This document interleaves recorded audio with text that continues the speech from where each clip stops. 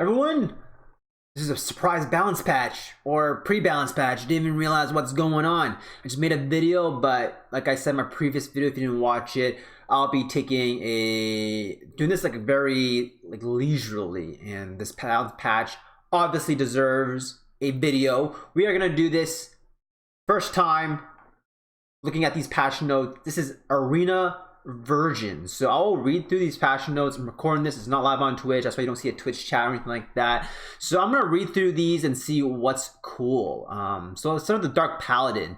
Creates a shield that's equivalent to your defense. Okay, it doesn't matter because paladins on defense aren't that great in my IMO, except for the wind one. The wind one does have potential here, but I don't see the wind one.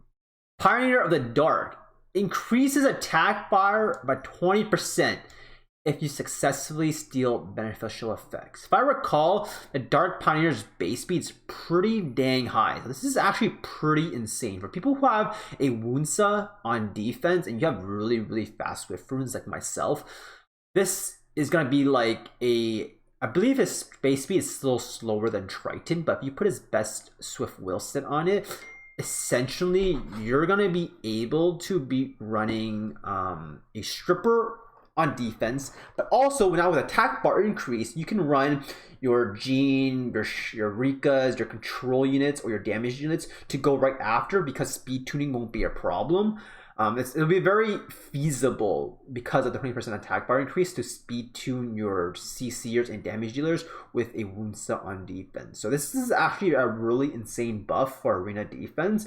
Arena offense is gonna be it's gonna be like, why would you use WOONSA on offense when you can use Tiana, right? If you don't have a Tiana, you obviously use a WOONSA.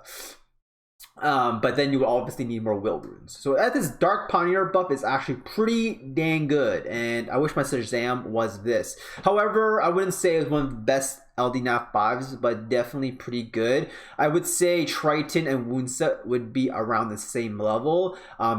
Just because I don't have my game open, but maybe I can check right now because of base speed difference of Triton. So let me check my phone real quick. And a little broke back here. Triton is what?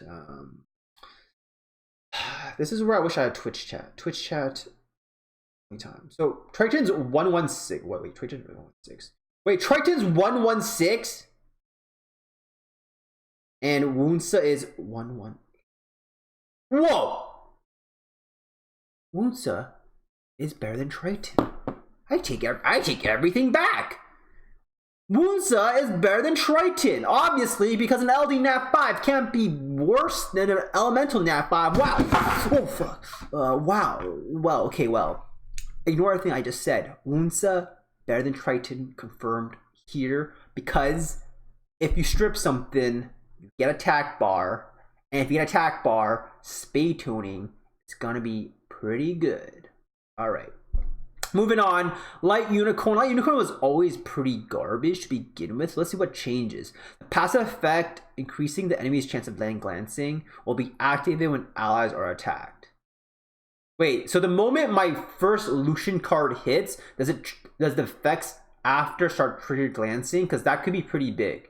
If that's how I'm interpreting it, that can be pretty big. Because you land multi-hits with Lucian, right? So first card, no glancing, but then after second card, does that mean that glancing activation is now there, the 15%?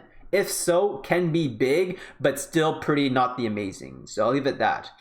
Archangel Water. Okay, this is Ariel has always been a pretty average, mediocre and average at best monster on defense for stall purposes. So let's see what this goes. In HP recovery amount, 30 to 40%. Wow, that was a lot. Woohoo! Woohoo! Great buff comp. No, this is garbage. Now the water aerial buff is not amazing. It doesn't matter about cooldown reduction, because if you put this on arena defense, you only need it to go one turn for the AoE heal and attack bar increase. You don't really care about the cooldown reduction, so it doesn't really do that much. So moving on, very mediocre, I would say. ELADRIEL. Well, I just use ELADRIEL in my siege video. So right now it revives one dead unit and fills the HP up and loses half my HP. But now it's changed to revives the target dead ally, fills up this HP to the maximum amount, and also revives other dead allies by 30%. It still consumes half and consumes 15% additional HP per revive. So does that mean I'm more inclined to build my ELADRIEL on a triple HP build now versus defense-based builds? So on arena defense, obviously ELADRIEL was never really good, because why would you use 50% HP lead for your skull goals? Because that's a garbage defense. Seen it so many times, so easy to Lucian, by the way. Anyways, I think this buff is actually pretty dang good. It's really stally, because imagine you put Vanessa ELADRIEL now. If you're able to revive everything up, like let's say even if your ELADRIEL gets knocked down and revives and has a Nemesis set on it, for example, you're gonna have the opportunity to bring your whole team back alive.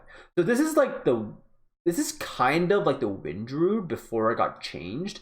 I think it's better because it's like AoE. It's kind of like a scuffed white WOONSAS, but it has potential here. I can see this potential on defense. You know, you'll be using ELADRIEL over like maybe like a Paladin, for example, for more stall because of the revive potential, right? So I like this ELADRIEL buff, pretty dang good. I have one, but not enough for me to play this game. Use him. Dragon Knight, water, removes one harmful effect and ability at the end of each turn.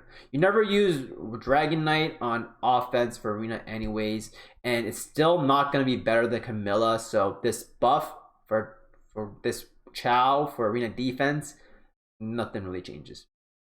Other content, yes. Dragon Knight of the Fire, Noble Blood passive. The inflicted damage of one attack won't exceed 35%. So now he's taking even less damage.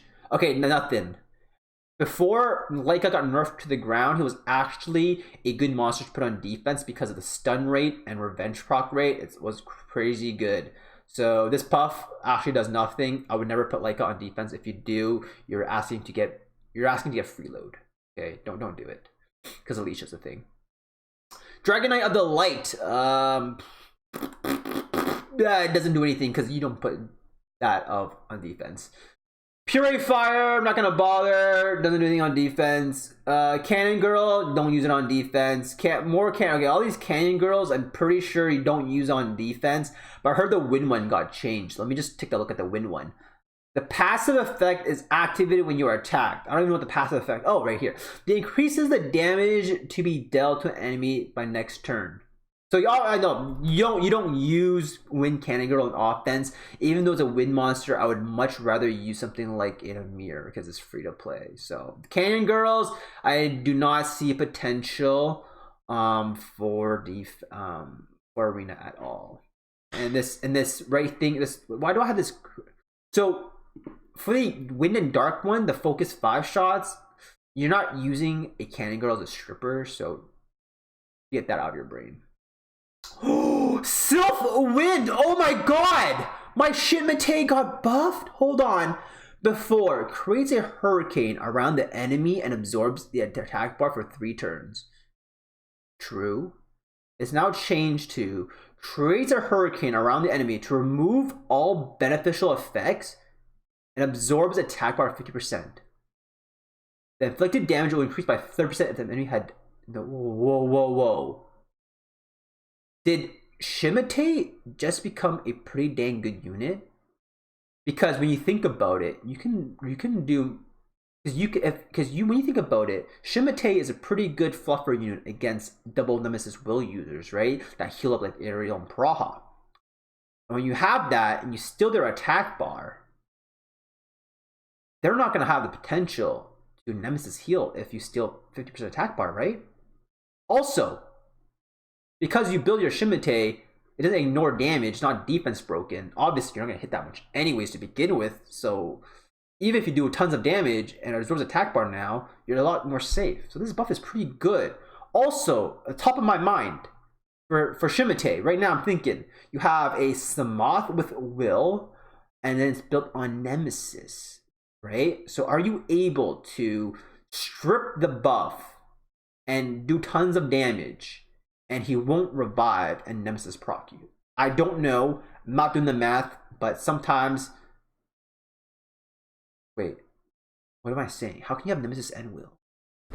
Anyways, Don't know where I was going with that, but it's a good buff. Elven Ranger. No one uses Elven Rangers.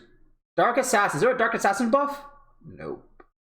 Water Assassin is actually not bad for R5 back in the day, but I don't think this buff does anything. Okay, so I think that is all for this patch note. I kind of look at the interesting units. The Rakashas you definitely will not use in Arena, and then this down here, skill error modification, whatever. So the winners of this patch is obviously for Arena is the Sylph right here, Wind Airbender, and we got ELADRIEL and WOONSAS. Those are the three big ones that I see. So if you have any three of those, put that on your Arena defense, your ELADRIEL, your fucking WOONSAS, and use your Sylphid on offense. And next patch, probably gonna get a higher rank because people don't know how to deal with stuff. Thanks for watching, guys. It was a great patch. I liked it. A lot of cool, unique Arena changes.